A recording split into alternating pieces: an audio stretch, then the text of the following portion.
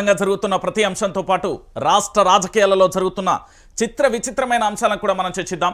తెలంగాణ రాష్ట్ర వ్యాప్తంగా కూడా రాష్ట్ర ముఖ్యమంత్రి, దాంతో పాటు వ్యవసాయ శాఖ మంత్రి, ఇటు మరోవైపు పారునీటిదాల శాఖ మంత్రి, అంటే చాలామంది మంత్రులు కూడా తెలంగాణ రాష్ట్ర వ్యాప్తంగా ఉన్నారు. కొంతమంది మంత్రులు ఉన్నా లేనట్టే, కొంతమంది ఉండి కూడా ప్రయోజనం ఏంటి అనే కోణం కూడా వస్తున్న పరిస్థితి కనబడుతుంది. సో ప్రస్తుతం తెలంగాణ రాష్ట్ర వ్యాప్తంగా రచ్చగా మారిన ఈ అంశానికి సంబంధించి ప్రస్తుతం అయితే మనం చర్చించే ప్రయత్నం చేద్దాం.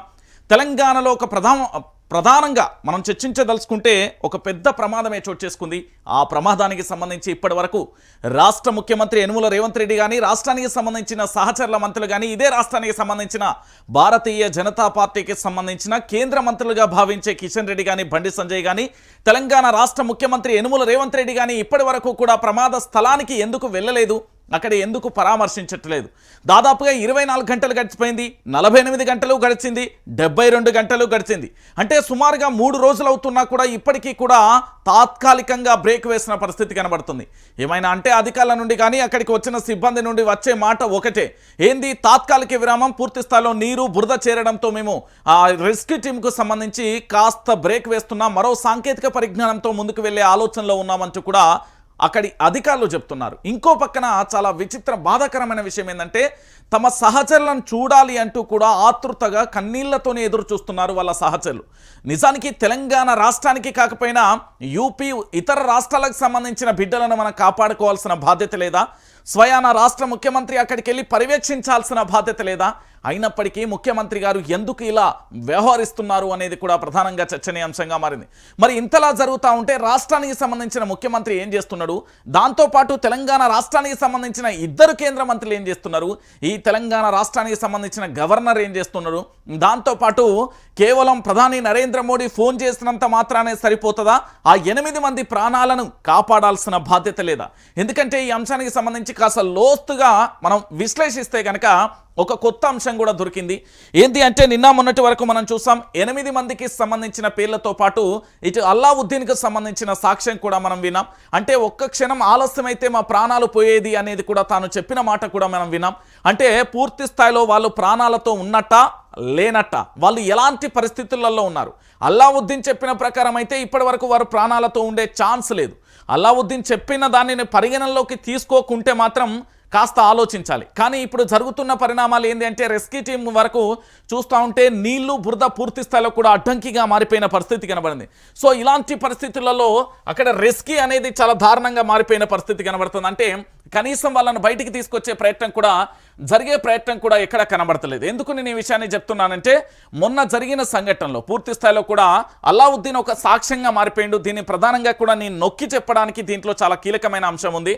ఎందుకంటే అల్లావుద్దీన్ చెప్పిన ప్రకారం మనం దీన్ని అంచనా వేసినా కూడా ఇందులో చాలా క్లారిటీ విషయం అనేది తెలంగాణ ప్రాంత ప్రజలకు అర్థమైపోతుంది. నిమిషం లేట్ అయినా మనం చనిపోయే వాళ్ళం. ఒకసారి క్లారిటీగా కూడా గుర్తుపెట్టుకోండి, అల్లావుద్దీన్ కూడా వాళ్ళతో పాటు పని చేయడానికి వెళ్ళిన వ్యక్తే. నిమిషం లేట్ అయినా చనిపోయే వాళ్ళం. టనెల్లోకి అందరం పనులకు వెళ్ళినాం, నీళ్లు వస్తున్నాయి, నేను క్యాబిన్లో ఫోను పెట్టేద్దామని వచ్చిన పెద్ద శబ్దం వచ్చింది, అందరూ భాగో భాగో అని అరుస్తున్నారు. నా ముందు ఇంకో అతను కింద పడ్డాడు, పైకి లేవడానికి రావట్లేదు. నేను అతని దగ్గరికి వెళ్ళి నా వద్ద ఉన్న వాటర్ బాటిల్ నుంచి నీళ్లు తాగించి చేతులు పట్టి పైకి లాగిన తర్వాత పైప్ ద్వారా బయటికి పంపించిన. అందరూ భయంతో పరుగులు తీస్తున్నాం, మా వెనుక నీళ్లు భారీగా వచ్చేస్తున్నాయి. 3 కిలోమీటర్లు ప్రాణాలు అరిచేతిలో పెట్టుకొని పరుగులు తీస్తున్నాం. చివరికి బతికి బయటపడ్డాం. నిమిషం లేట్ అయినా మేమంతా చనిపోయేటోళ్ళం. ఇది ఎవరు చెప్పిళ్ళు? అక్కడ ప్రత్యక్ష సాక్షికి సంబంధించి అల్లావుద్దీన్ చెప్పిండు. అల్లావుద్దీన్ చెప్పిన స్టేట్మెంట్ ప్రకారం ఏంటి అంటే, అల్లావుద్దీన్ ఇందులో 2 కీలకమైన అంశాలు చెప్పిండు.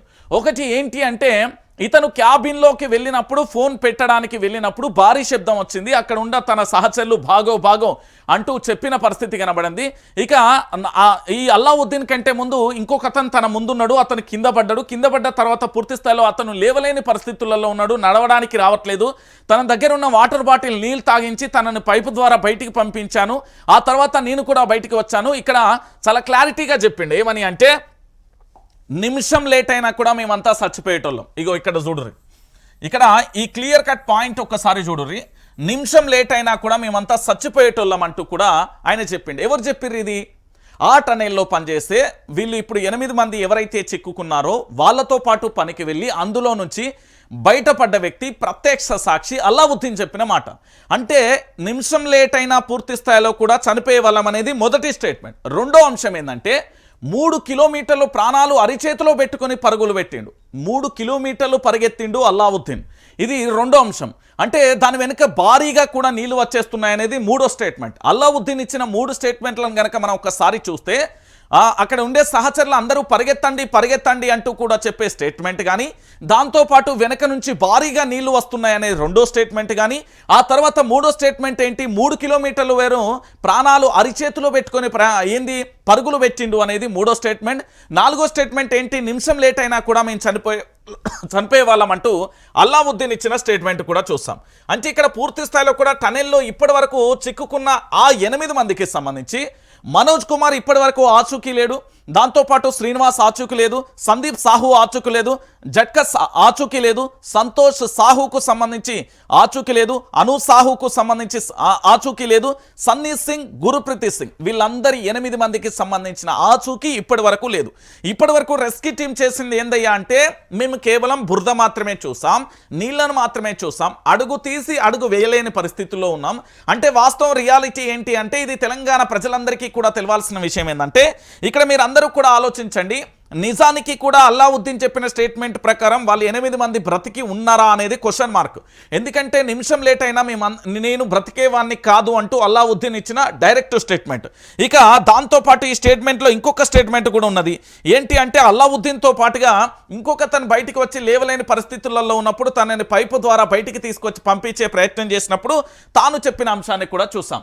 సరే, అల్లావుద్దీన్కి సంబంధించిన స్టేట్మెంట్ చూసిన తర్వాత ఇక్కడ ఎస్ఎల్బీసీకి సంబంధించిన టనెల్ అండి. ఈ ఎస్ఎల్బీసీకి సంబంధించిన టనెల్లో ఎవరైతే వాళ్ళ ఆచూకీ తెలియక, తమ సహచరుల ఆచూకీ తెలియక ఆందోళనలో ఉన్నారు వీళ్ళంతా. ఏంది అంటే, కార్మికులకు సంబంధించి తమ సహచరులు ఎక్కడా ఇంకా ఆచూకీ కనిపించట్లేదు, రెస్క్యూ టీంలు వస్తున్నాయి, రాష్ట్రానికి సంబంధించిన అధికారులు ఏంది అంటే బుగ్గకార్ల కుయ్యి అని వస్తున్నది, మీడియా హడావిడి చేస్తున్నది, కానీ రియాలిటీ మాత్రం ఒక అడుగు కూడా అడుగు తీసి అడుగు వేయలేని పరిస్థితులలో ఉన్నారు అనేది వీళ్ళ స్టేట్మెంట్. ఎందుకు అంటే, వాళ్ళ సహచరుల కోసం ఇంకా ఏంది అంటే మెతుకు మింగలేక కక్కలేక అన్నట్టు వాళ్ళ పరిస్థితి ఉండిపోయింది. ఎందుకంటే సహచరులతో కలిసి పనిచేసినప్పుడు ఆ సహచరులు లోపలికి వెళ్ళి వాళ్ళు ప్రమాదంలో చిక్కుకొని ఇప్పటికీ 3 రోజులు అవుతుంది, దాదాపుగా 72 గంటలు గడిచిపోతుంది.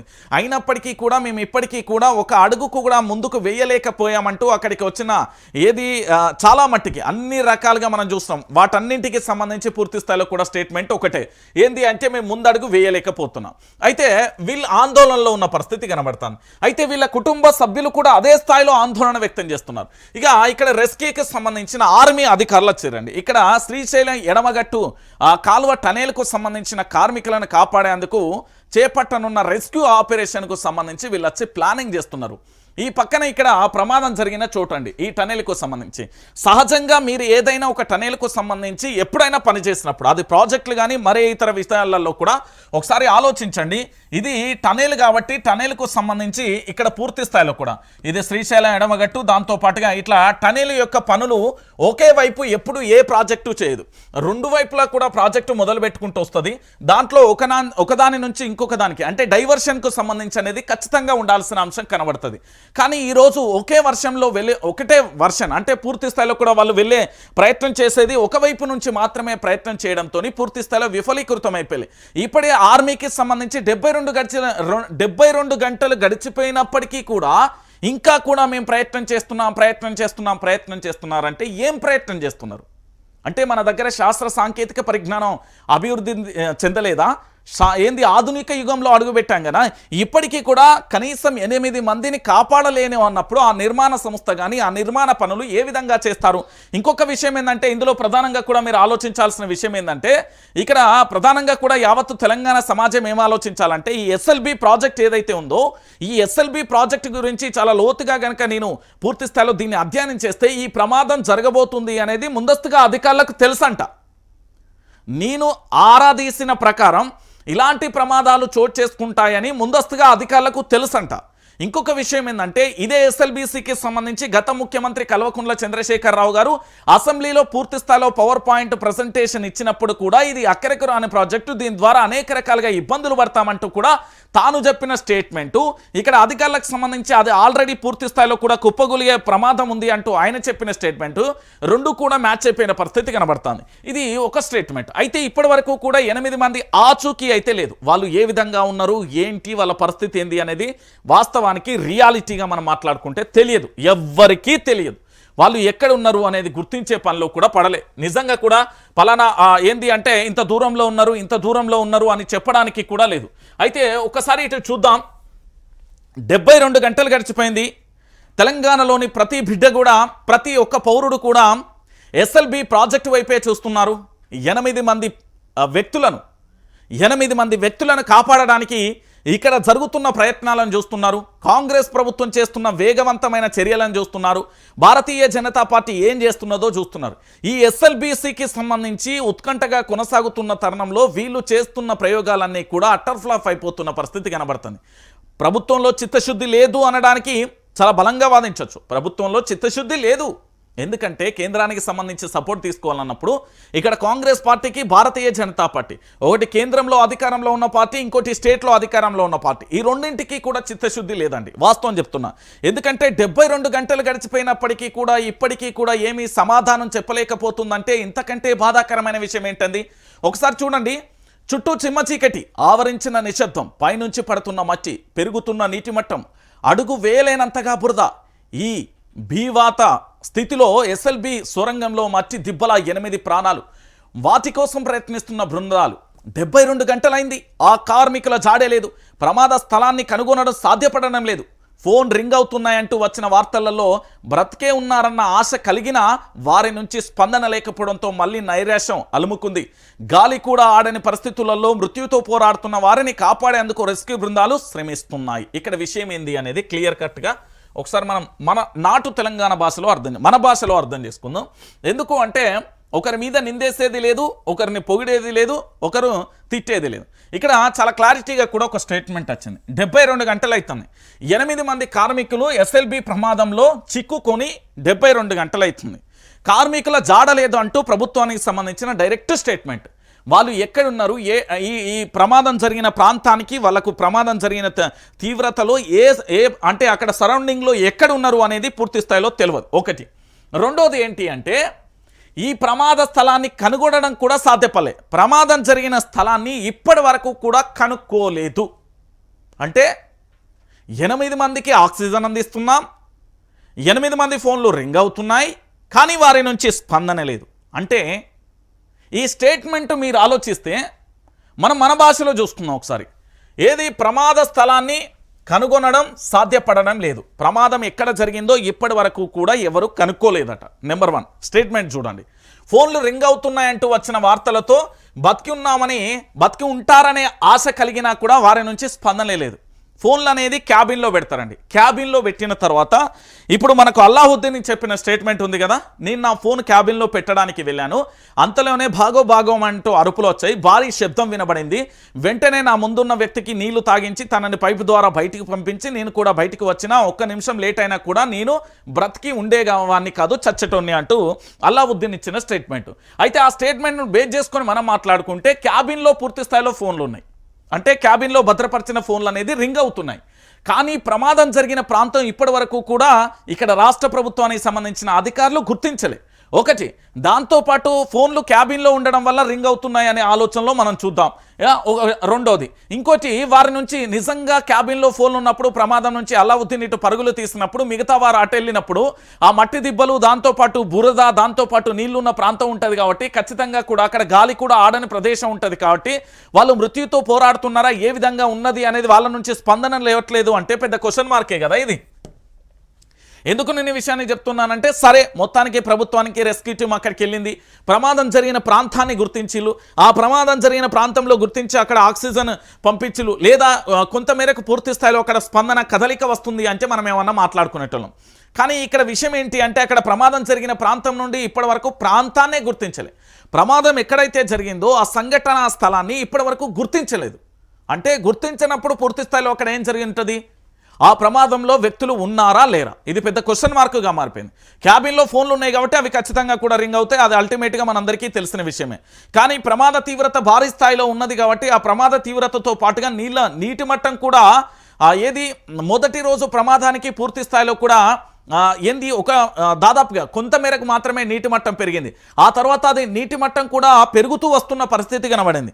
అంటే అక్కడ 2-3 కిలోమీటర్లు పరిగెత్తుకుంటూ అల్లావుద్దీన్ బయటకు వచ్చినప్పుడు ఇక్కడ నీటి మట్టం దాదాపుగా 72 గంటలలో ఆల్మోస్ట్ ఆ స్వరంగం మధ్య వరకు వచ్చి ఉండాలి అనేది మరొక అంశం. అంటే లాజికల్గా టెక్నికల్గా ఆలోచిస్తే జరిగే పాయింట్.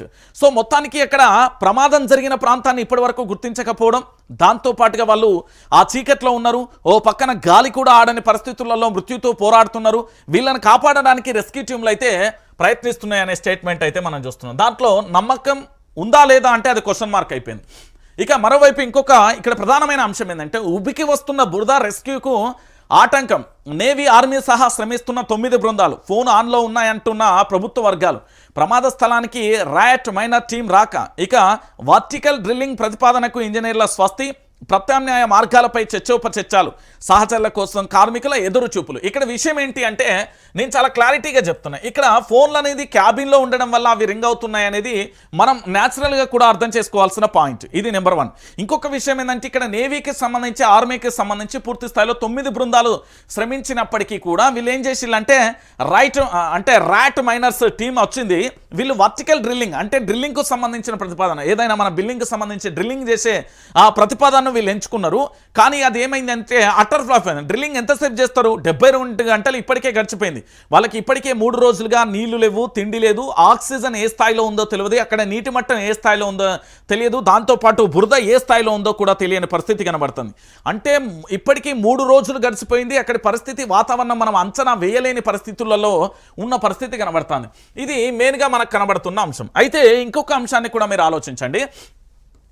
ఇక్కడ ఎడతెగని ఉత్కంఠ దేనికి కొనసాగుతుందంటే ఈ ఎస్ఎల్బికి సంబంధించిన టెనెల్లో 8 మంది కార్మికులు ఉన్నారు. 3 రోజులైనా తెలియని జాడ చూస్తున్నాం. సో మొత్తానికి అడుగడుగున అవరోధాలు, ముందుకు సాగని సహాయక చర్యలు.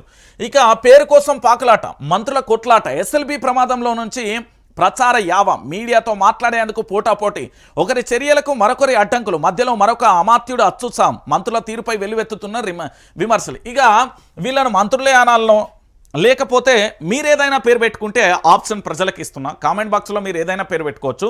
ఎందుకు నేను కామెంట్ చేస్తున్నా అంటే ఎస్ఎల్బికి సంబంధించి ఒక వ్యక్తి మీద అక్కడ ఉండే జిల్లా కలెక్టర్ కానీ లేదా అక్కడ భద్రతా సిబ్బందికి సంబంధించి, దాంతోపాటు ఇతరత్ర పోలీసు వ్యవస్థ ఉంటుంది, దాంతోపాటు ఇంజనీర్లు, దాంతోపాటు స్పెషల్గా అంటే జాతీయ విపత్తు నిర్వాహకు సంబంధించిన ఆర్మీ కానీ నేవీ కానీ ఇతరత్ర బృందాలు అక్కడికి వచ్చినప్పుడు వాళ్ళను కంట్రోల్ చేస్తూ ఒక ప్రణాళిక ప్రకారం ముందుకు వెళ్ళే ఆలోచనలో ఉంటారు. మన తెలంగాణలో ఎట్లుంటుంది అంటే ముచ్చట, నేను గొప్ప అంటే నేను గొప్ప అంటాడు. ఇక్కడ తెలంగాణలో ఒక దరిద్రం పాడబడ్డది ఏంటి అంటే ఒకడు ఎదిగినా ఓర్వలేడు, లేదా ఒకడు బాగుపడ్డా ఓర్వలేడు, ఒకడు మంచి పేరు వస్తుందన్నా బాగుపడేది లేదు. ఇక్కడ ఆల్రెడీ 8 మంది ప్రాణాలు ఏంది అంటే మృత్యుతో పోరాడుతున్నారు వాళ్ళు. మన భాషలో చెప్పుకోవాలంటే ఆశలు సన్నగిల్లినాయా, ఆశలు ఉన్నాయా అనేది మరో 24 గంటలలో తేటతెల్లమైపోతుంది.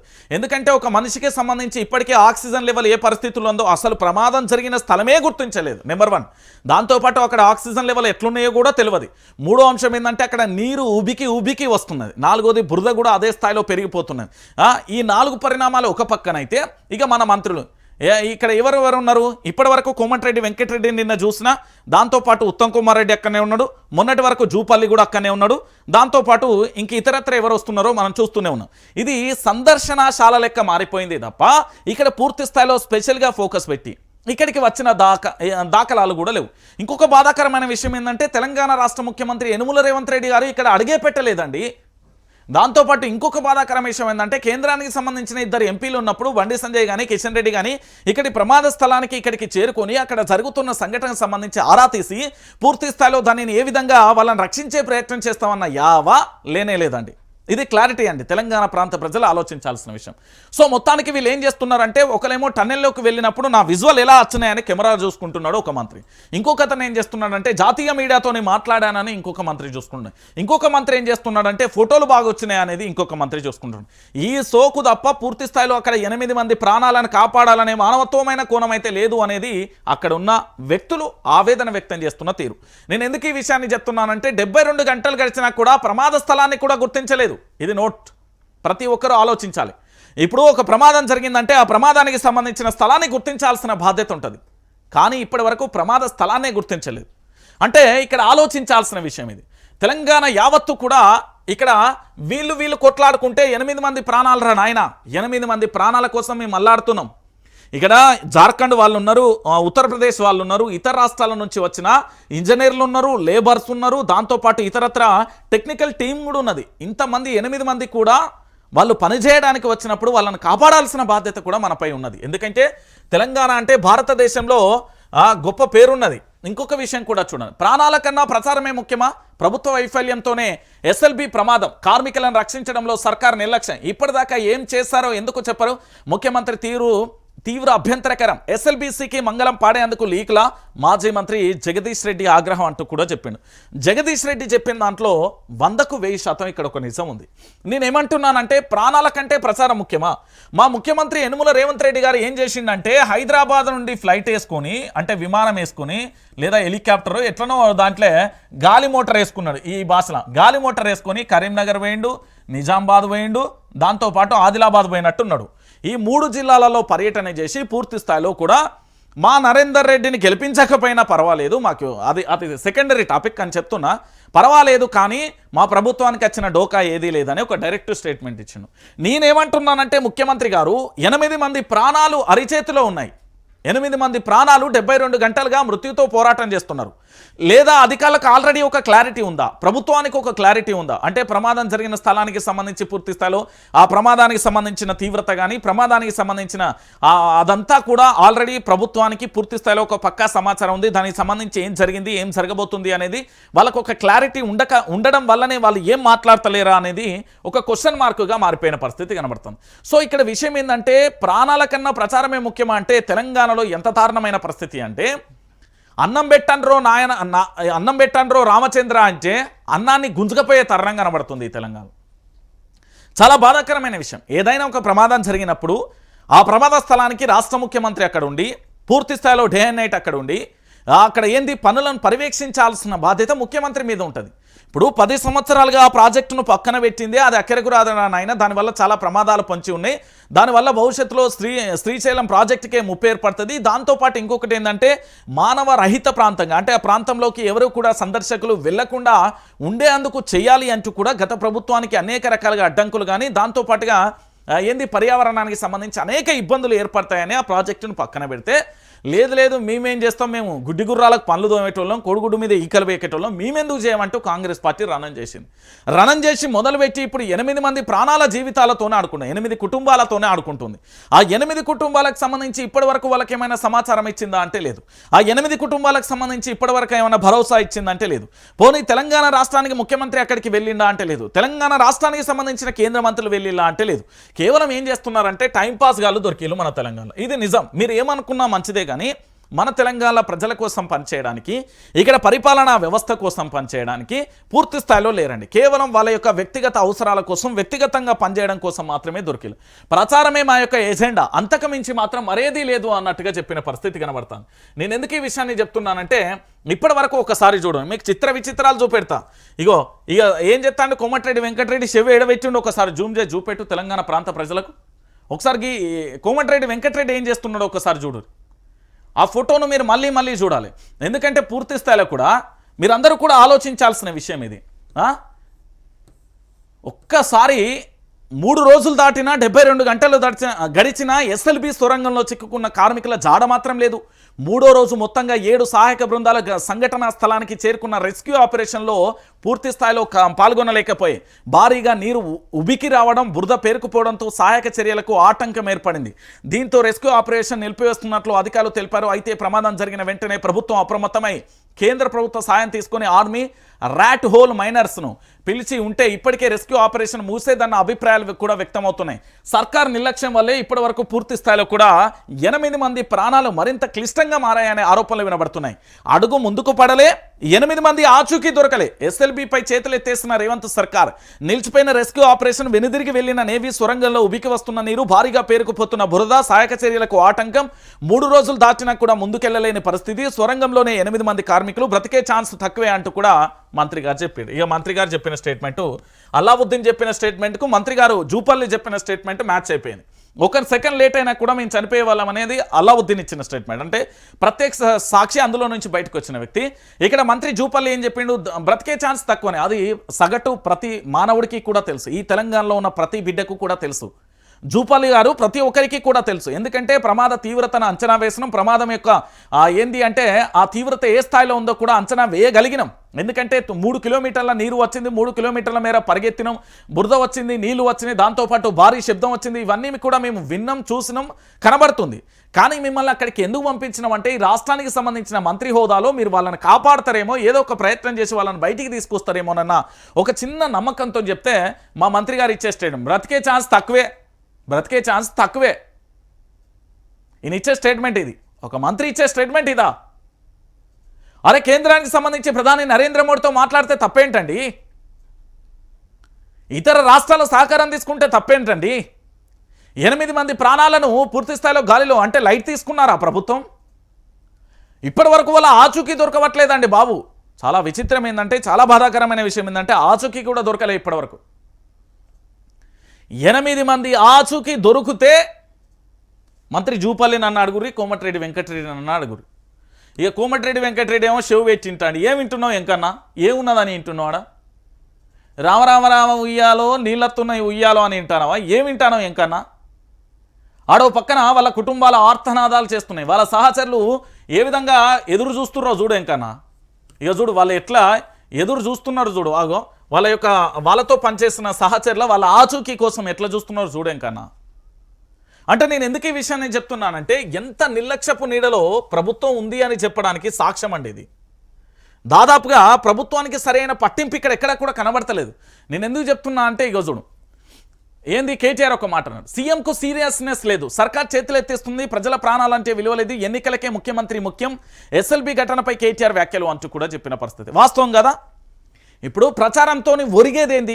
ఎమ్మెల్సీ ఎన్నికలు, మెంబర్ ఆఫ్ లెజిస్లేటివ్ కౌన్సిల్, పట్టభద్రుల ఎమ్మెల్సీ ఎన్నికలు, టీచర్ ఎన్నికలు, ఏమవుతుంది దాంతో? ఇదివరకు ఎమ్మెల్సీ ఎన్నికలుగా గెలిచిన అభ్యర్థులు ఏమైనా తెలంగాణకు పొడిచి వాళ్ళకి ఏమైనా న్యాయం చేసిలా? వీళ్ళు ఏమైనా ఆ కొడుగుడు మీద ఈకలు బీకి చేస్తారా? ఏం చేస్తారండి? వాళ్ళకు ఒక కాన్వాయ్ వస్తుంది, వాళ్ళకు వెహికల్ వస్తుంది, ఓ ప్రభుత్వ డ్రైవర్ వస్తుంది, ప్రభుత్వ వెహికల్ వస్తుంది, 2 గన్మెన్లు వస్తుంది, నెలకింత అంత శాలరీ వస్తుంది, ఆడికిడికి పోతే స్టేజ్ల మీద కూర్చొని మైకులు పట్టుకొని మాట్లాడతారు. గంట మించి ఏం రాదు. మీరు ఇప్పటి వరకు ఎమ్మెల్సీలుగా గెలిచిన వ్యక్తులు వాళ్ళు ఇచ్చిన మేనిఫెస్టోని ఇప్పటి వరకు అమలు చేసినట్టు ఎవరైనా ఉంటే వైఆర్టీవీ స్టూడియోకి రమ్మని చెప్పుర్రి. నేను చెప్తున్నా కదా, ఏమన్నంటే ఎన్నికలే ముఖ్యం కానీ 8 మంది ప్రాణాలు ముఖ్యం లేదా? అంటే కాంగ్రెస్ ప్రభుత్వం ఇంత దారుణంగా ఇంత కర్కశంగా వ్యవహరిస్తుందా? 8 మంది జీవితాలతోని కాంగ్రెస్ ప్రభుత్వం ఆడుకుంటుంది అంటే ఇంతకంటే దారుణం, ఇంతకంటే హేమమైన చర్య ఇంకొకటి ఉండదండి. ప్రభుత్వంలో సీరియస్నెస్సే కనిపిస్తలేదు అసలు నాకు. వాళ్ళు ఒకరు పోతల్లో ఒక మంత్రి ఏమో మొత్తం విజువల్ తీపిస్తులు, కెమెరామ్యాన్ మాకు ఆడ కెమెరామ్యాన్ ఉంటే చెప్తుండు, అన్న ఫోటోషూట్ తప్ప ఇక్కడ ఏం జరుగుతలేదన్న అనే కడికి వచ్చింది. ఆయన కూడా ఆవేదన వ్యక్తం చేస్తుండు. పాపం 8 మంది ప్రాణాలన్నా ఆడ వాళ్ళందరూ కూడా వాళ్ళ సహచరులు బిక్కుమని చూస్తూ ఉంటే కడుపు తరకపోతుందన్న అని చెప్తున్నాడు ఆయన. ఏమున్నది చెప్పుడు? నాకు అర్థమవుతలేదు. ఏం చేస్తున్నది ఇది? ప్రభుత్వం తప్పు కాదా? ఇంకేం చేద్దాం చెప్పుడు తెలంగాణ ప్రాంత బిడ్డలారా? ఇంతకంటే దారుణం ఇంకేముంటుంది? అందుకే నేను మళ్ళీ చెప్తున్నా, ఈ కాంగ్రెస్ ప్రభుత్వం ఉన్నంతకాలం తెలంగాణ ప్రాంత జీవితాలను ఆగం చేస్తుడే తప్ప వాళ్ళ జీవితాలను నిలబెట్టేది ఏమీ లేదు.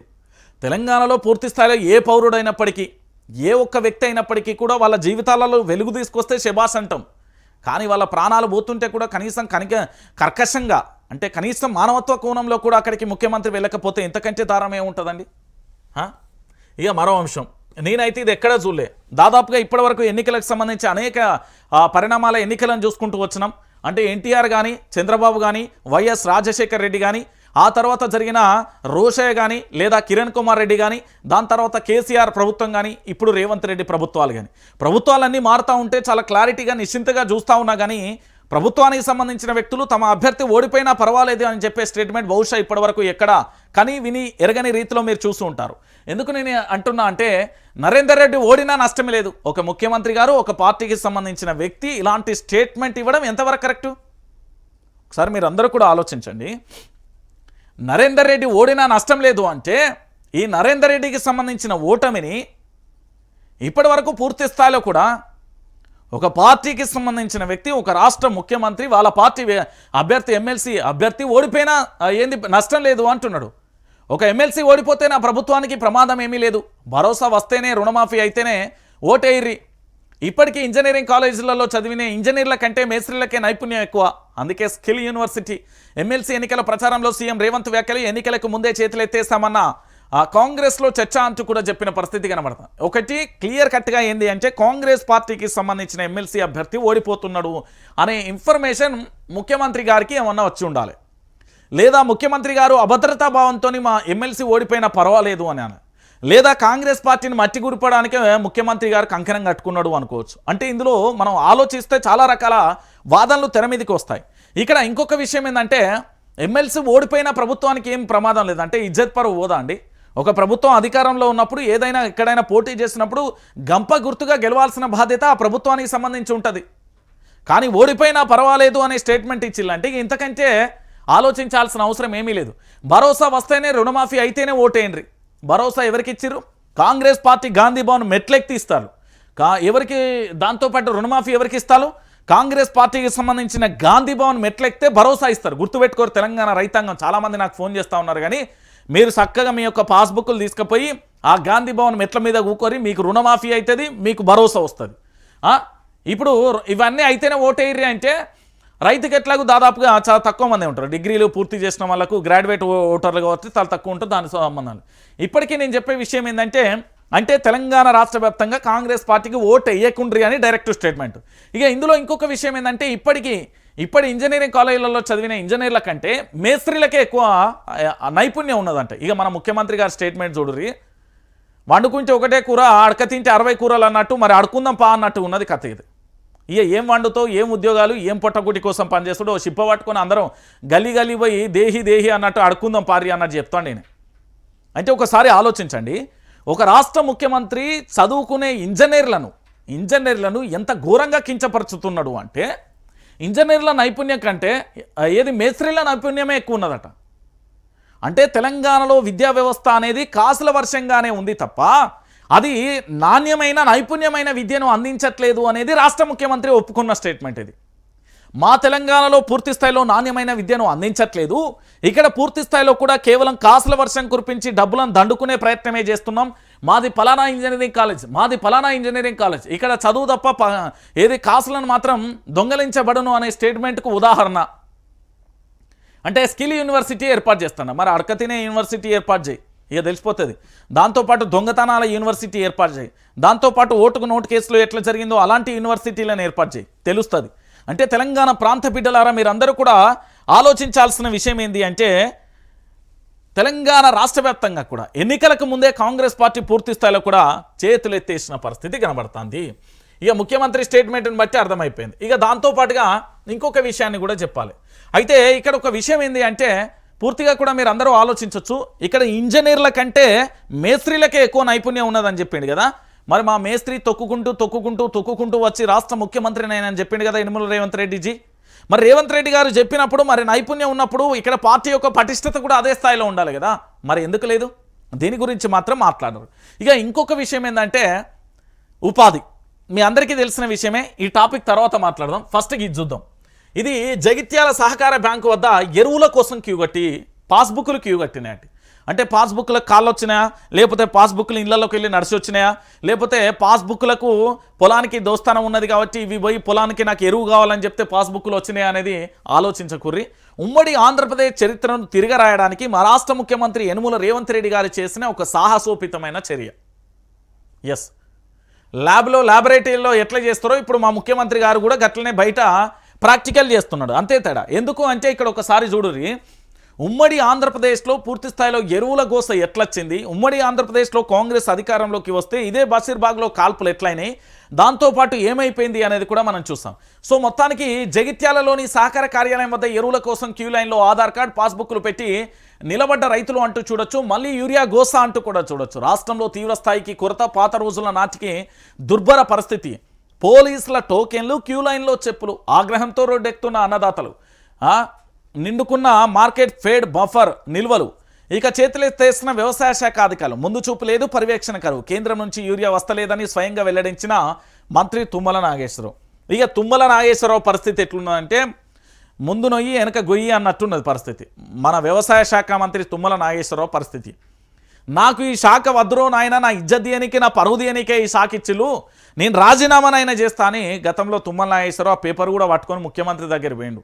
పోతే సముదాయించే ప్రయత్నం జరిగింది. నేను ఎందుకు ఈ విషయాన్ని చెప్తున్నా అంటే ఒకసారి యావత్తు తెలంగాణ సమాజం కూడా ఆలోచించాల్సిన విషయం ఏంటంటే ఈరోజు పూర్తి స్థాయిలో రాష్ట్ర వ్యాప్తంగా యూరియా కొరత ఏర్పడింది అంటే ఏ విధంగా కొరత ఏర్పడుతుంది, మొత్తం పోలీస్ పహారా పెట్టిలట. అయితే ఇక్కడ ఒక్కసారి మనం ఆలోచిద్దాం, దీన్ని పూర్తి స్థాయిలో లెక్కలేస్తా, ఒకసారి ఆలోచించండి. ఉదాహరణకు ఏదైనా ఒక జిల్లాను తీసుకుందాం, సరే ఏంది వరంగల్కు సంబంధించిన ఒక జిల్లాను తీసుకుంటా, ఈ జిల్లాకు సంబంధించి ఇందులో ఎన్ని నియోజకవర్గాలు ఉన్నాయి, ఇందులో ఎన్ని మండలాలు ఉన్నాయి, దీంట్లో ఎన్ని గ్రామాలు ఉన్నాయి, దాంతోపాటు నియోజకవర్గంలో రైతులు ఎంతమంది, మండలంలో పూర్తి స్థాయిలో వ్యవసాయ సాగు ఎంత, దాంట్లో పాటు ఏ విస్తీర్ణంలో ఏ పంట వేసిళ్ళు, ఈ క్యాలిక్యులేషన్ అంతా కూడా వ్యవసాయ శాఖ అధికారి దగ్గరికి వస్తుంది. వ్యవసాయ శాఖ అధికారికి దగ్గరికి వచ్చినప్పుడు దీన్ని అక్కడ ఉండే అగ్రికల్చర్ ఆఫీసర్ ఏఓ కానీ ఏఈ కానీ లేకపోతే ఇతరత్ర అగ్రికల్చర్ ఆఫీసర్లు ఎవరైతే ఉన్నారో వాళ్ళు పూర్తి స్థాయిలో దాని యొక్క పూర్తిగా కూడా ఆ డాటాను సేకరించి పలానా గ్రామంలో గిన్ని ఎకరాల మొక్కజొన్న, గిన్ని ఎకరాల వేరుశెనగ, గిన్ని ఎకరాల పసుపు, గిన్ని ఎకరాల లేకపోతే పచ్చిమిర్చి లేదా గిన్ని ఎకరాలకు సంబంధించిన కూరగాయల సాగు, గిన్ని ఎకరాలకు సంబంధించి విస్తీర్ణ జరిగింది, పూర్తిగా కూడా ఇక్కడ ఇంత ఎరువు అవసరం ఉంటుంది భవిష్యత్తులో, దాంతోపాటు ఇక్కడ నీటికి ఇంత శాతం అవసరం ఉంటుంది, లేదా ఇన్ని కెనాల్కు సంబంధించి ఇక్కడ ఈ మోతాదులో వీటికి అవసరం ఉంటుంది అని వ్యవసాయ శాఖకు సంబంధించి, మండలానికి సంబంధించి, నియోజకవర్గానికి పంపిస్తాడు. ఆయన జిల్లాకు సంబంధించి పంపిస్తాడు, ఆయనే వ్యవసాయ శాఖ మంత్రికి పంపిస్తాడు. ఏంది అంటే పలానా జిల్లాకు సంబంధించి పూర్తి స్థాయిలో ఇంతింత అవసరం అంటూ కూడా చెప్తున్న పరిస్థితి కనబడుతుంది. అంటే అధికారుల యొక్క తప్పిదాలు, రాష్ట్ర వ్యవసాయ శాఖ మంత్రి యొక్క నిర్లక్ష్యం, ఈరోజు తెలంగాణ రాష్ట్ర రైతుల పరిస్థితి ఇగో ఇట్లున్నది. మళ్ళీ ఇందులో ఇంకొక బాధాకరమైన విషయం ఏంటంటే ఇక్కడ పోలీస్ పహారా నడుముంటుందట. అంటే పోలీసులే టోకెన్లు ఇస్తున్నారు అనేది కొన్ని చోట్ల నుండి మనకు వస్తున్న విశ్వసనీయ వర్గాల సమాచారం. ఏంది, పోలీసు వాళ్ళు మాత్రమే ఇస్తున్నారు, ఈ పోలీసు వాళ్ళు టోకెన్లు ఇచ్చి మమ్మల్ని పంపిస్తున్నారు, భద్రత నడుమ పంపిస్తున్నారు, దాంతోపాటు ఈ లైన్లో ఎండలో ఎక్కువసేపు నిల్చోవడం వల్ల, వృద్ధులు ఎక్కువ నిల్చోవడం వల్ల పూర్తి స్థాయిలో కూడా అనారోగ్యానికి కళ్ళు తిరిగి పడిపోతున్నాం. ఉదయం 7 గంటల నుంచి ప్రారంభమైన కూడా రాత్రి వరకు యూరియా కోసం ఎదురు చూడాల్సిన పరిస్థితి ఏర్పడుతుంది, కొన్ని చోట్ల మేము అక్కడే ఉండాల్సిన పరిస్థితి ఏర్పడుతుంది అంటూ రైతులు గగ్గోలు పెడుతున్న పరిస్థితి కనబడుతుంది. మరి ఈ తప్పెవరిది? రాష్ట్రానికి సంబంధించిన వ్యవసాయ శాఖ అధికారులది, రాష్ట్రానికి సంబంధించిన వ్యవసాయ శాఖ మంత్రిది, ఈ రాష్ట్ర ముఖ్యమంత్రి, ఈ ప్రభుత్వం. అంటే మొత్తంగా ఫైనల్గా చెప్పాలంటే దద్దమ్మ పాలనలో దద్దమ్మ చేష్టలు అన్నట్టు. దీనికి అంతకు మించి ఇంకా చెప్పాల్సిన అవసరం లేదు. దానికి మించి ఇంకే ఉంటుందండి, ఇంకేమీ ఉండని పరిస్థితి కనబడుతుంది. సరే, మొత్తానికి ఈ అంశాన్ని చూద్దాం. ఏంది అంటే మీసం మొలవనోడు రెడ్ల మీదనే పడతాడు, మీసం మొలిసినోడు రెడ్ల మీద పడతాడు, మీసం తెల్లబడ్డోడు రెడ్ల మీద పడతాడు, కానీ తినే సొమ్ము అంతా మళ్ళీ రెడ్లదే. నేను ఎందుకు ఈ బాహాటంగా మాట్లాడుతున్నా అంటే మొన్న ఎమ్మెల్సీ స్టేట్మెంట్ మాట్లాడినాం, ఇవాళ ఈయన మాట్లాడుతాడు. ఏంది, తెలంగాణను అడ్డుకున్నది కాంగ్రెస్ రెడ్లే, నేడు కులగణన ఆపేందుకు యత్నిస్తారు, నాడు పిసిసి వర్కింగ్ ప్రెసిడెంట్ పదవి రాకుండా ఉత్తమ్ జగ్గారెడ్డి అడ్డుకున్నారు, యాదవులకు రాజ్యసభ ఒకటే కాదు ఇంకా చాలా చేయాలి, ఇలా చేయాలి, కార్యకర్తల భేటీలో అంజన్ కుమార్ ధ్వజం అంటూ కూడా చెప్పిండు. ఏం చెప్తున్నాడు అంటే తెలంగాణను అడ్డుకున్నది కాంగ్రెస్ రెడ్లట. తెలంగాణ కోసం, ఉద్యమం కోసం కేసీఆర్ వెన్నుదన్ను నిలిచి కేసీఆర్ కోసం ఇదే కాంగ్రెస్ పార్టీలో ఉన్న కోమటిరెడ్డి వెంకటరెడ్డి రాజీనామా చేసి తెలంగాణ ఉద్యమం కోసం చేశాడు. మరి ఆయనదే కులం, రెడ్డి కులమే కదా. అదేవిధంగా తెలంగాణ రాష్ట్ర వ్యాప్తంగా ఉన్న మంత్రి జగదీష్ రెడ్డిది ఆయనదే కులం, రెడ్డి కులమే కదా. దాంతోపాటు నిరంజన్ రెడ్డిది ఏ కులం, రెడ్డి కులమే కదా. దాంతోపాటుగా పూర్తి స్థాయిలో కూడా పూర్తిగా అంటే బీఆర్ఎస్ పార్టీలో ఉన్న 85% మంది కూడా రెడ్లు తెలంగాణ ఉద్యమం కోసమే పోరాటం చేసిళ్ళు. అంజన్ కుమార్జీ మీకు తెలియకపోతే నేనేం చేయలేను. ఇంకొక విషయం ఏంటంటే కులగణను ఆపేందుకు మీ ప్రభుత్వానికి, మీ అధికారులకు మీకు సఖ్యత లేకపోవడం వల్ల మళ్ళా వచ్చి మా మీద పడుతున్నారు తప్ప ఇక్కడ పీకేది ఏమీ లేదు. ఇంకొక విషయం ఏంటంటే నాడు పిసిసి వర్కింగ్ ప్రెసిడెంట్ పదవి రాకుండా ఉత్తమ్ జగ్గారెడ్డి అడ్డుకున్నారట. ఒక విషయం చెప్తా, ఇదే బీసీలుగా మాట్లాడుతున్నారు కదా. ఏది డిఎస్కి ఇస్తే ఏ పార్టీ వేయండి, పొన్నా లక్ష్మయ్యకి ఇస్తే ఏ పార్టీ వేయండి, దాంతోపాటు ఇతర పార్టీలకు సంబంధించిన నేతలందరూ ఏ పార్టీలో వేయరండి బీసీలకు ఇస్తే. మరి రెడ్లు ఈరోజు కాంగ్రెస్ పార్టీని అధికారంలో తీసుకొచ్చింది ఒక రేవంత్ రెడ్డే కదా. ఈరోజు అదే పార్టీని కాపాడింది ఓ జానారెడ్డే కదా. తెలంగాణ ఉద్యమంలో జానారెడ్డి పూర్తి స్థాయిలో ఎంత పోరాటం చేయలే. ఇదే తెలంగాణ ఉద్యమం కోసం ఆహార నిశలు కష్టపడ్డ వాళ్ళే కదా. దాంతోపాటు పూర్తి స్థాయిలో ఉత్తమ్ కుమార్ రెడ్డి బాధ్యతలు చేపట్టిండు కదా. ఈరోజు పూర్తి స్థాయిలో కూడా ఏంది అంటే మీసం మొలవనడు, మీసం మొలిసినడు, తెల్లవడ్డడు, ఆగుతలే రెడ్లు రెడ్లు రెడ్లు కులాల మధ్య చిచ్చు పెడుతున్నారు రబై. గా కాళేశ్వరం దగ్గర హత్య జరిగింది, దాని సంగతి ఏందో తెలువు. బీసీ బిడ్డ ఆయనే. మీ ఒంట్లో సావ సాగకపోతే మీ ఛానళ్లలో మీ పత్రికలలో ఆయన ఎట్లా చచ్చిండు అనే ఆధారాలను తీసుకురండి. ఈరోజు బాగా మాట్లాడుతున్నారు కదా రెడ్ల మీద. ఓ బీసీ బిడ్డ చచ్చిపోయాడు, మరి సావ చచ్చిందా మీకు? బీసీ ఉద్యమాలు, బీసీ కులగణన, బీసీలు అని చెప్తున్నారు కదా. కాళేశ్వరం ప్రాజెక్టు దగ్గర ఆయన చనిపోతే ఇప్పటి వరకు పూర్తి స్థాయిలో ఆయన ఏది దాఖలాలు లేదు కదా. దాని గురించి ఏమైంది? ఈరోజు పూర్తి స్థాయిలో కూడా దాని గురించి చెప్తలేరు కదా. ఎందుకంటే తెలంగాణ రాష్ట్ర వ్యాప్తంగా ఇంత జరుగుతూ ఉంటే కూడా దాని గురించి ఇప్పటి వరకు సరిసప్పులు లేదండి. ఏది పోరాటం చేస్తే హత్యనైనా, రాజకీయం చేస్తే పదవులు. దాంతోపాటు ఏంది గతంలో కూడా గత ప్రభుత్వంలో కూడా వామన్ రావు దంపతులు కానీ వాళ్ళు ఒక బీసీ బిడ్డలే కదా. నేడు కాళేశ్వరం ప్రాజెక్టు మీద న్యాయ పోరాటం చేసిన ఆ అడ్వకేట్ సంజీవ్ రెడ్డికి గుండెపోటు, దాని తర్వాత రాజలింగమూర్తి హత్య, ఇలా ఎన్నో స్థానికంగా ఎన్నో పోరాటాలు చేసిన వాళ్ళందరూ కూడా ప్రాణాలు వదిలించిన పరిస్థితి. నేను అంటూ కొంతమంది ఏం చేస్తున్నారంటే పూర్తి స్థాయిలో కూడా నేనే అంటూ కూడా బీసీ వాదాన్ని నేనే ఎత్తుకెత్తుకున్నా, బీసీ వాదం నాతోనే మొదలైంది, బీసీ వాదం నేనేం చేస్తానంటూ కోట్ల రూపాయలు మెగా కృష్ణారెడ్డి నుండి మై హోమ్ నుంచి ఇచ్చిన డబ్బులతో ఫ్లైట్లలో తిరుగుతున్న ఈ బీసీ నాయకులు ఏం సమాధానం చెప్తారు? ఈరోజు బీసీ వాదంతోని పబ్బం గడుపుతున్నారు, బీసీ వాదంతోని ముందుకెళ్తున్నారు తప్ప ఈరోజు పూర్తి స్థాయిలో కూడా ఇంకొక అంశం ఏంటంటే పైసలే పరమాత్మ అనే విధంగా పూర్తి స్థాయిలో కూడా సామాజిక కార్యకర్తగా మళ్ళీ ఫైట్ చేస్తున్నా. ఇన్నాళ్ళు ఏనాడు చేయలే, ఇలా కొత్తగా చేస్తున్నాం, మేము ప్రాణాలు మొత్తం కూడా పరంగా పెడుతున్నామని చాలామంది చెప్తున్నారు కదా. మీ పత్రికలలో ఇదే ఎవరు పూర్తి స్థాయిలో కూడా మొన్న రాజలింగమూర్తికి సంబంధించి హత్య జరిగింది కదా, ఆయన గురించి ఏ పత్రికలు రాసిండని, ఏ పేపర్లు వచ్చినాయి ఇదే బీసీ వాదం గురించి చెప్తున్నారు కదా. ఏడబోయింది ఆయన గురించి, ఏడొచ్చింది దాని గురించి సమాధానం చెప్పమను. ఈయన రెడ్లు అంటున్నారు కదా. రెడ్లు ఏం అన్యాయం చేసారు నీకు? నాకు అర్థం కావట్లేదు. సబ్బండ వర్గాలను ఒక తీరుగా చూడాల్సి, అందరూ భిన్నత్వంలో ఏకత్వం భారతదేశం అంటారు కదా. అన్ని కులాలు సమానమే అని డాక్టర్ బాబాసాహెబ్ అంబేద్కర్ కూడా చెప్పిండు కదా. ఈరోజు పూర్తి స్థాయిలో మరి అదే బీసీలకు సంబంధించి అగ్రవర్ణ పేదలు అన్నారు కదా. మరి రిజర్వేషన్లు తీసేద్దాంపా, ఎస్సీ ఎస్టీ బీసీ ఓసీ రిజర్వేషన్లు తీసుకుంటా పోదాంపా. మీసం మొలిసిన మొగోడు ఎవడైతే రారి, ముడ్డికి మొలతాడు కట్టుకునేటోడు ఎవడైనా మాట్లాడితే రిజర్వేషన్లు తీసేద్దాంపా. రెడ్డిలో పుట్టిన బిడ్డ ఓపెన్ కేటగిరీలో చదివిన ఓపెన్ కేటగిరీలో ఉద్యోగాలు కొట్టుకుంటే ఆ బాధ ఏందో తెలుస్తుంది. ఓసీ సర్టిఫికేట్ కొని కాలేజీలలో స్కాలర్షిప్లు కట్టుకోకుండా బైకాష్ కడితే అర్థమవుతుంది. వాళ్ళ కనీసం తినడానికి తిండి లేకపోతే ఆ బాధ ఏందో అర్థమవుతుంది. కానీ ఇలా ఏమన్నా అంటే రాజకీయంగా వీళ్ళ పబ్బం గడపడం కోసం, అంతే. వీళ్ళ పబ్బం గడపడం కోసం, వీళ్ళ తహతహలు ఆడుతున్నారు తప్ప వీళ్ళ యొక్క స్వార్థాల కోసం తప్ప ఇంకేమీ లేదు. నేను చెప్తున్నా కదా, నేను చెప్తున్న విషయం ఏంటంటే రెడ్ల మీద వీళ్ళందరూ పడి ఎందుకు ఎడతాలంటే ఈరోజు పూర్తి స్థాయిలో వీళ్ళ రాజకీయ స్వార్థ, నీచమైన అనాలోచితమైన నిర్ణయాలు ఒకటే. ఒకరేమో మంత్రి కావాలని, ఒకరేమో రాజకీయ పదవులు అనుభవించాలని, వాళ్ళ రాజకీయ పదవుల కోసం బీసీ అనే నినాదాన్ని తెర మీద తీసుకుని రాజలింగమూర్తి సంబంధించి ఆయన కాళేశ్వరం ప్రాజెక్టు మీద పోరాటం చేస్తున్నాడు. మరి ఏమైంది? మీ బీసీలకు సంబంధించిన బిడ్డే కదా. గతంలో వామన్ రావు దంపతుల నడి రోడ్డు మీద హత్య జరిగింది కదా, వాళ్ళు బీసీ బిడ్డలే కదా. ఏమైపోయింది? ఆనాడు బీసీ నినాదం ఏడిపోయింది. ఈరోజు మెగా కృష్ణారెడ్డి ఇతరత్ర ఇచ్చిన పైసలతోని ఫ్లైట్లలో తిరుక్కుంటా, విమానాలలో తిరుక్కుంటా చెప్పుకుంటా ముచ్చట్లు, మళ్ళీ వీళ్ళు ముచ్చట్లు చెప్తారు. రెడ్లు అడ్డుకున్నారు. అరే రెడ్ల వల్లనే తెలంగాణ వచ్చిందంటే నమ్ముతావా? జానారెడ్డి తీర్మానం రాసియలే కాంగ్రెస్ పార్టీ నుంచి. ఒకసారి ఆలోచించుర్రి. కేసీఆర్ ఎన్నుకున్న మొత్తం దండే అంతా ఇవ్వలేదు, రెడ్లు కాదా? ఇప్పుడు రెడ్లని, బీసీలని, ఎస్సీలని, ఎస్టీలని, గిరిజనులని, లంబాడీలని, లేదా ముస్లింలని, క్రైస్తవులని, లేకపోతే క్రిస్టియన్, ఇట్లా రకరకాలుగా విభజించండి. మీ ఇష్టం. మీ రాజకీయ లాభాల కోసం మీరు ఏంది అంటే విభజించి పాలించినట్టు మీ ఇష్టానుసారంగా మీ నోటికి ఏదత్తా అది మాట్లాడుర్రి.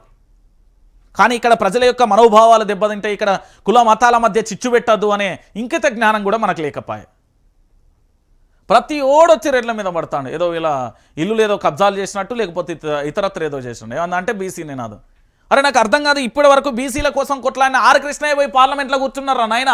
అదే బీసీ జెండా పట్టుకొని మేము ఏదో సైకిళ్ళ మీద వచ్చిన నా మిత్రులందరూ కూడా అదే సైకిళ్ళ మీద ఇంకా అట్లనే ఉన్నాయి వాళ్ళ జీవితాలు. కానీ ఆయనతో కలిసి పోరాటం చేసి అప్పటి నుంచి ఇప్పటి వరకు అదే బీసీ జెండా మోసిన వాళ్ళందరూ వాళ్ళ జీవితాలు అట్లనే ఉన్నాయి. కానీ మా ఆర్ కృష్ణయ్య జీవితం మారిపోయింది. ఎవరైతే బీసీ నినాదం ఎత్తుకుంటారో వాళ్ళ జీవితాలు మారిపోతాయి. చూడురు మీరు. ఏదో అట కులగణన ఆపేందుకే ఎత్తునిచ్చిన అంతుంటే ఆధారాలతో బయట పెట్టవయ్యా. అంజన్ కుమార్ నీ దగ్గర అన్ని ఆధారాలు ఉంటే బయట పెట్టు. ప్రతి ఓడు రెడ్లు రెడ్లు రెడ్లు రెడ్లు రెడ్లు ఏం చేసిళ్ళు? ఈ తెలంగాణ రాష్ట్ర ఉద్యమం కోసం పూర్తి స్థాయిలో తెలంగాణ ఉద్యమాన్ని నడిపించడానికి ప్రయత్నం చేసిళ్ళు. ప్రతి నియోజకవర్గానికి వెళ్దాం. నల్గొండకి వెళ్తే జగదీష్ రెడ్డి కనబడతాడు. ఒక్కొక్క జిల్లాకు ఒక్కొక్క వ్యక్తి వెళ్తారు రెడ్లకు సంబంధించి. నేను చెప్తున్నా కదా, ఈరోజు తెలంగాణ ఉద్యమంలో ప్రతి జిల్లా నుంచి ఒక్కొక్క రెడ్లు వెళ్తారు. అందరూ ఉద్యమం చేసిన వాళ్ళే, ఎవరికి ఊరికే రాలే. పూర్తి స్థాయిలో ఏదో వ్యాపారాల విషయంలో వాళ్ళకేదో మొదటి నుండి ఉంటే దాన్ని పట్టుకొని ఇక రెడ్లు వెళ్తాడు అన్నట్టున్నది. అరే ఎంత నీచంగా చూస్తున్నారంటే, ఎవడు చూడు వచ్చి రెడ్ల మీదనే పడతాడు, కానీ వాస్తవం ఏంది మాత్రం ఎవరికి చెప్పరు. అంతకు మించి ఏముండదు. గిడకి ఇట్లా రైతులు చచ్చిపోతారు, వీళ్ళ పోయి సాయం చేద్దాం అనేది అయితే ఉండదు. ఇప్పటి వరకు తెలంగాణ రాష్ట్ర వ్యాప్తంగా 434 మంది రైతన్నలు నేలరాలిపోయారు మట్టిపూలు. వీళ్ళ గురించి ఆలోచించరు. రైతులకు సంబంధించి మీరు ఇచ్చిన 6 గ్యారెంటీల గురించి ఆలోచించరు. మీరు ఇచ్చిన 12-13 హామీలు, 420 హామీలు, వాటి గురించి ఆలోచించరు. ఒక కులాన్ని టార్గెట్ చేద్దామా, ఒక వ్యక్తిని టార్గెట్ చేద్దామా? రేవంత్ రెడ్డి ముఖ్యమంత్రిగా ఉంటే తప్పేంద్రబాయ్, మీకేమవుతారా? ఆయన రాష్ట్రంలో పూర్తి స్థాయిలో అధికారం తీసుకురావడానికి అహర్నిశలు కష్టపడ్డాడు. అధికారంలోకి వచ్చిండు, ముఖ్యమంత్రి అయ్యిండు. 2028 వరకు ఉంటాడు. ఆయన కింద కుంపెడు పెట్టుడు ఎందుకు? మీకు అంత శాతం అయితే ప్రజా ఉద్యమం నుంచి బయటికి రాలి, ప్రజల నుంచి గెలువుర్రి రార్రి. ఒకప్పుడు ఇదే బీసీ నినాదం ఎత్తుకొని ఇదే బీసీ రెడ్ల మీద మాట్లాడుతున్న ఈ సవట దద్దమ్మల బతుకేంది ఒకప్పుడు చిప్ప బతుకులు. ఇవాళ ఏమో బాగా మాట్లాడుతున్నారు. ఆధారాలు మస్తున్నాయి నా దగ్గర. సమయం సందర్భం వచ్చినప్పుడు దాన్ని ఎట్లా కొట్టాలనో అట్లా కొడతా. నేను చెప్తున్నా కదా, బస్తాలున్నాయి. ఈరోజు ఏదో మాట్లాడుతున్నారు కానీ ఒక్కొక్కటి మస్తున్నాయి నా దగ్గర. నేను మానవత్వమైన కోణంలో ఆలోచిస్తున్నా. ఇక్కడ తెలంగాణ రాష్ట్ర వ్యాప్తంగా రైతులు మొత్తం చచ్చిపోతూ ఉంటే, ఆడ పంటలకు నీళ్ళందక వాళ్ళు చస్తూ ఉంటే, ఓ పక్కన కరెంటు కోతలు ఉంటే, ఓ పక్కన యూరియాకు సంబంధించి ఇబ్బందులు ఏర్పడతా ఉంటే, ఒక పక్కన ఉద్యోగాలు లేకపోతే, ఓ పక్కన పరిశ్రమలు రాక ఆందోళన పడతా ఉంటే, ఓ పక్కన సంబంధించి డంపింగ్ యార్డ్తో ఆందోళన పడతా ఉంటే, ఇంకో పక్కన పూర్తి స్థాయిలో కూడా ఆర్టీసీకి సంబంధించి ఆటో డ్రైవర్లకు సంబంధించి ఫ్రీ బస్సు వాళ్ళు ఇబ్బంది పడతా ఉంటే, ఇన్ని సమస్యలు కనబడతా ఉంటే పోయి ఒక కులాన్ని టార్గెట్ చేద్దాం, ఒక మతాన్ని టార్గెట్ చేద్దాం. ఇంతకు మించి పీకింది ఏమీ లేదు. నేను చెప్తున్నా కదా, కాంగ్రెస్ అంటేనే గిట్లనే ఉంటుంది. తెలంగాణ రాష్ట్ర వ్యాప్తంగా గిట్లనే ఉంటుంది. మరి కేసీఆర్ అనే వ్యక్తి ఎప్పుడూ అట్లా ఆలోచించలేదే? కేసీఆర్ అనే వ్యక్తి ఒకసారి మీరు ఆలోచించుర్రి. కల్వకుంట్ల చంద్రశేఖరరావు అనే వ్యక్తి నిజంగా కూడా రియల్ హీరో. ఎందుకు నేను ఈ విషయాన్ని చెప్తున్నానంటే, దళితులకు దళిత బంధువు చెప్పిండు, బీసీలకు బీసీ బంధువు చెప్పిండు, ఓసీలో అగ్రవర్ణ పేదల కోసం కూడా పథకం తీసుకురాబోతుండే. కానీ అధికారం పోయింది. నేను ఏమంటున్నానంటే, ఈరోజు కేసీఆర్ పాలనలో పూర్తి స్థాయిలో ఉపాధికి నిలయంగా తెలంగాణ ఉన్నది కదా. పూర్తి స్థాయిలో మీరు చూస్తున్నారు కదా, తెలంగాణ జిఎస్డిపిలో ఏ రంగంలో ఎంత వాటా అనేది కూడా ఇక్కడ చూడుర్రి. పూర్తి స్థాయిలో నేను చెప్తున్నా, ఎందుకంటే యావత్తు తెలంగాణ సమాజం కూడా ఆలోచించాలి. గతంలో ఎంత అద్భుతంగా ఉండే, ఇట్లా ఏమైపోయింది? బీఆర్ఎస్ సహాయంలో భారీగా పరిశ్రమలు ఏర్పాటైనాయి. 2023 నాటికే పరిశ్రమలలో 15 లక్షల పైన జాబ్లు వచ్చినాయి. టీఎస్ ఐపాస్ కానీ, టీ హబ్ కానీ, వి హబ్ కానీ, టీ వర్క్స్ కారణంగా రాష్ట్ర గణాంక నివేదిక 2024 అట్లాస్లో వెల్లడించింది. నాడు తెలంగాణ నుంచి ఇతర రాష్ట్రాలకు వలసలు దశాబ్ద ప్రగతితో ఇతర ప్రాంతాల నుంచి రాక అంటూ వచ్చిన పరిస్థితి కనబడుతుంది. ఈ కేసీఆర్ లెక్క ఆలోచించి, కల్వకుంట్ల చంద్రశేఖరరావు లెక్క తెలంగాణ రాష్ట్రాన్ని అగ్రపదంలో ఉంచడానికి ప్రయత్నం చేయాలి. కనుక ఏమన్నంటే రెడ్డోని మీద పడదామా, వాని మీద పడదామా, వీని మీద పడదామా, ఇంతమించి వీళ్ళు పీక్ పొడిచింది మాత్రం ఏముండదు. అంతమించి ఏముంటుంది? ఇక దీంతో పాటుగా మరొక అంశాన్ని కూడా చూడాల్సిన పరిస్థితి ఏర్పడుతుంది. ఏంటి అంటే, వైఆర్టీవీ తెలుగు న్యూస్ ఛానల్. మీ అందరూ కూడా చూసిరు కదా తెలంగాణ ప్రాంత బిడ్డలారా. ఇప్పటి వరకు తెలంగాణ రాష్ట్ర వ్యాప్తంగా పూర్తి స్థాయిలో కూడా మనం చూసిన ప్రకారం అనేక అంశాలను కూడా మీరు చూడుర్రి. నేనేమంటున్నానంటే, తెలంగాణ రాష్ట్ర రాజకీయాలలో వైఆర్టీవీ అప్పుడు ప్రశ్నించింది, ఇప్పుడు ప్రశ్నిస్తుంది, రేపు ప్రశ్నిస్తుంది. ఇగో ఇక్కడ సబ్స్క్రైబ్ చేయండి, ఇక్కడ లైక్ చేయండి, ఖచ్చితంగా లైక్ చేయండి. ఎందుకంటే వైఆర్టీవీ తెలుగు న్యూస్ ఛానల్కి సంబంధించి పూర్తి స్థాయిలో ప్రజల పక్షాన నిల్చుండు. ఫేక్ వ్యూవర్షిప్, ఫేక్ కథలు పడే పరిస్థితుల్లో లేదు. ప్రజల కోసం నిరంతరం ప్రజల పక్షాన నిల్చుంటుంది. ఖచ్చితంగా కూడా ఎస్ఎల్బీసీకి సంబంధించి ప్రమాదంలో చిక్కుకున్న 8 మంది కూడా వాళ్ళు క్షేమంగా తిరిగి రావాలని కూడా వైఆర్టీవీ కోరుకుంటుంది.